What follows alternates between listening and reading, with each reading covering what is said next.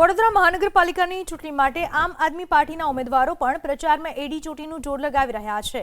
Ward number 9માં કિશોરબેન Rami, Meenakshiben Patel, વિશાલ કણઝારિયા અને સુરેશ પંડ્યાને આમ આદમી પાર્ટીએ ટિકિટ આપી છે।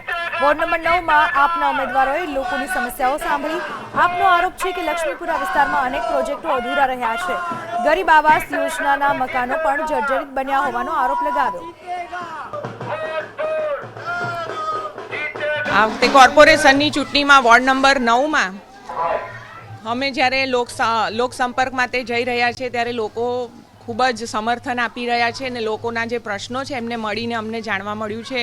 જે પ્રશ્નો છે ગંદા પાણીના પ્રશ્નો છે, જે કેમિકલયુક્ત પાણી આવે છે, પછી કેટલીક જગ્યાએ અમને લક્ષ્મીપુરાનું જે બ્યુટિફિકેશનના નામે જે એમનો પ્રોજેક્ટ ચલાવી રહ્યા છે એમાં પણ કોઈ કામગીરી આગળ વધતી દેખાતી નથી।